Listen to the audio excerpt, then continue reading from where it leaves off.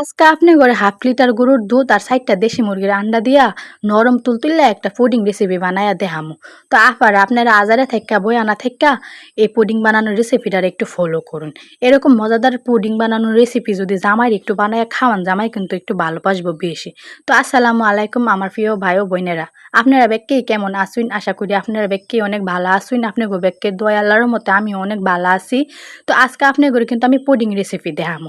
তো প্রথমে কিন্তু দেখছেন আমি 4টা দেশি মুরগির আন্ডা আর 1 চামচ চিনি নিয়ে আনিছি। তো ভালো কইরা ডিম আর চিনিটারে ফাটাইয়া নিতেছি, নাইলে কিন্তু পুডিংটা ভালো হয় না। তো আমি কিন্তু গরুর দুধটারে আগে থেকে হালকা একটু কুসুম গরম করে নিয়েছি, আর এখানে ডিম আর দুধ একসাথে ভালো করে মিক্স করে নিয়েছি।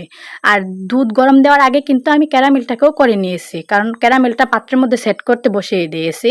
তো এবার আমি একটা ছাঁকনির সাহায্যে দুধটাকে ভালো করে সেঁকে নেব, কারণ দুধের যে দানাযুক্ত আঁশগুলো আছে সেগুলো নিচে পড়বে না, যার কারণে পুডিংটা অনেক ভালো হবে। তো এবার আমি কিন্তু স্ট্যানারে সেট করে দিয়েছি। তো স্ট্যানারটাকে আমি ভালো করে আটকে দেবো, যেহেতু আমি রাইস কুকারে এটাকে সিদ্ধতে বসিয়ে দেব। তো আমার কিন্তু সব কিছু রেডি। এই যে এবার আমি রাইস কুকারে দিয়ে দিয়েছি।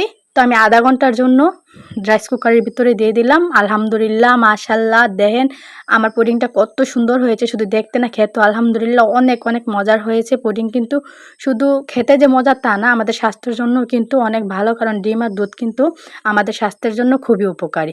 তো আপনারা কি লেগে আজারা বয়াতেন? আজারা বয়ানাতে কেমন মজার মজার রেসিপি জামাইরে বানায় খাওয়াবেন, তাইলে কিন্তু জামাই এমনি খুশি হইয়া যাইব। যে গরম পড়ছে, এই গরমের ভিতরে যদি এমন কলজা ঠান্ডা করার মতো একটা রেসিপি জামাইরে বানায়া খাওয়ান, জামাই তো এমনি খুশি হইয়া যাইব।